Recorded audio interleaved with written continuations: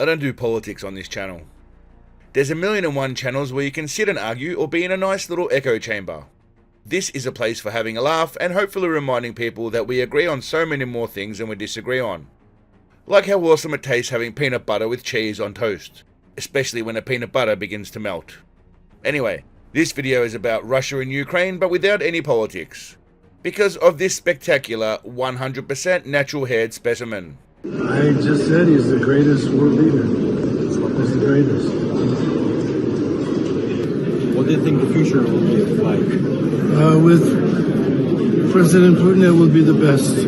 What do you tell Americans about Putin right now and his fifth term? I'm very looking forward to it. It's no secret that Sensei Soviet Tank has been friends with Vladimir Putin for quite some time now and taking a liking to the Russian way of life, especially the drugs and some women. And the dancing. He loves to cut up a good Eastern European rug after copious amounts of cookies, coochie, and cocaine.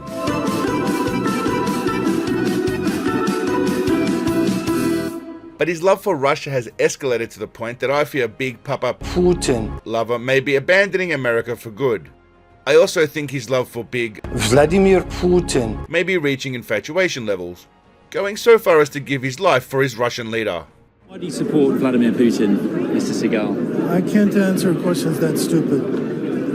Yeah, sorry. Why is it a stupid question? It's just an open question. I think it's pretty stupid, and I think you know the answer. You got a pretty mouth, boy. When it comes to the war, Sensei Punani Snatcher has great opinions about the Ukrainians that were definitely his own and not written out for him to read by his mate Putin. This war that we are currently embroiled in was started and financed by the West and has come to involve the entire world in a fight against good and evil. All religions, all nations, and all people should unite instead of being controlled and fooled by the monster of fake press. Ukraine was known for human trafficking, organ trafficking, narco trafficking, child sex trafficking, biochemical warfare labs, fascism, and Nazism. And these are the things that we still tried to make them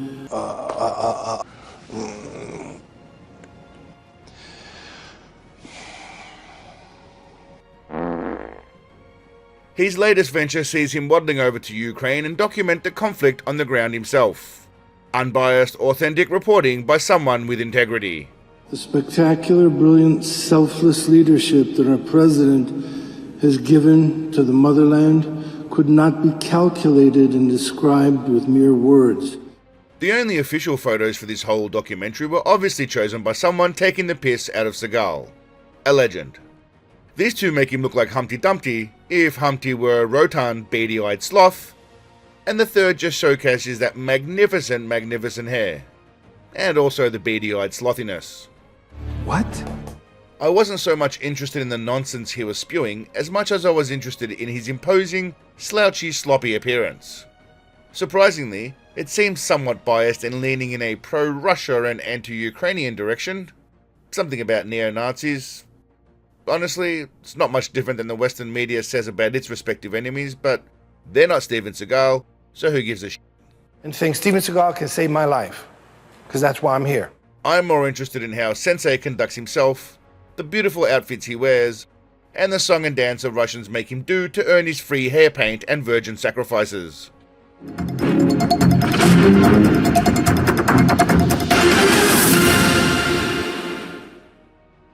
This whole little propaganda mission comes complete with sad music and painting the Russians as great hosts for captives or prisoners.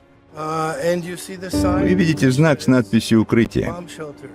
Russians are Русские, как я вижу, делают все, что в их силах, to make sure. чтобы обеспечить защиту заключенных.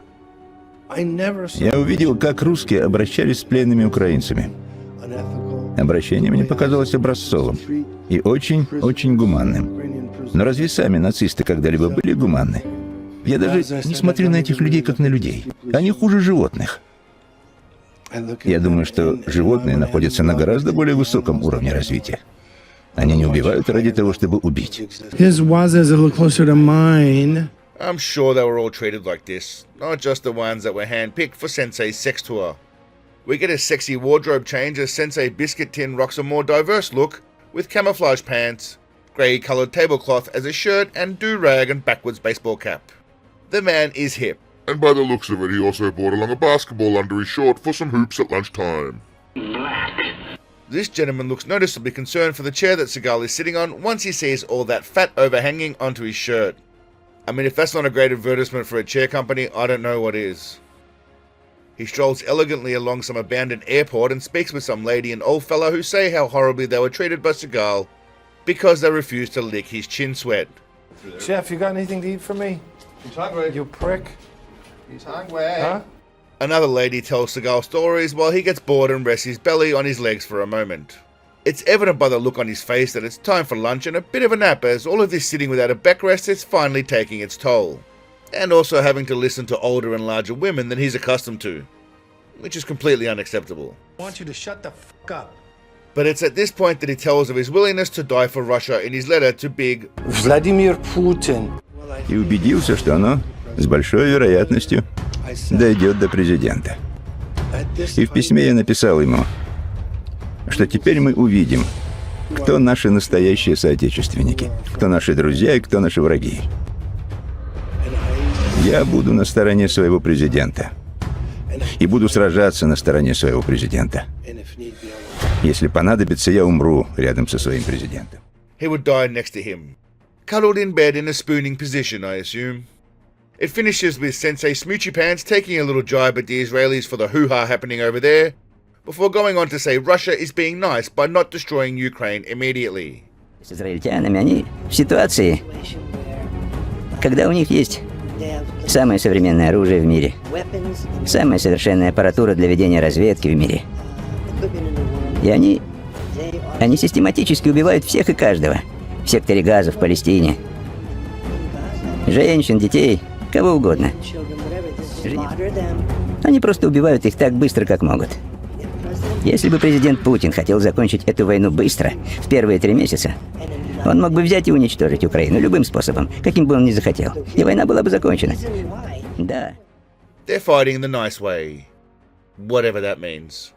One thing that is true is that there is devastation on both sides. Call me crazy, but I don't buy this side of the tale any more than I buy the nonsense coming out of the Western media. We never know the full story. It's not as clear-cut as one is good and one is bad. The innocent suffer, and the military-industrial complex and various other aligned interests benefit from afar, safely in their massive homes. All for reasons we will never fully know. Young boys who don't know each other, killing each other on behalf of old men that do know each other.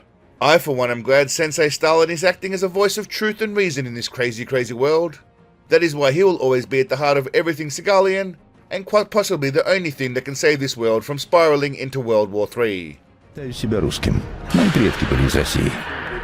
Я уверен, что главная причина, по которой мы победим, заключается в том, что мы правы. Я верю, что это война между добром и злом. Я верю, что Бог на нашей стороне. Вот почему мы победим. Конечно, у нас лучшие солдаты, оружие и военачальники, но в конечном итоге наша главная сила в том, что мы правы.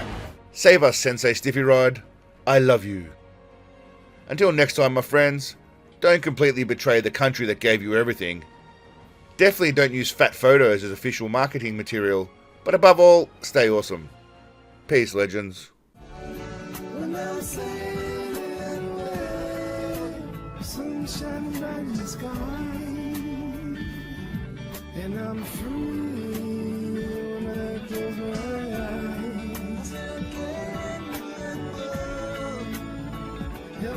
In my sorrow.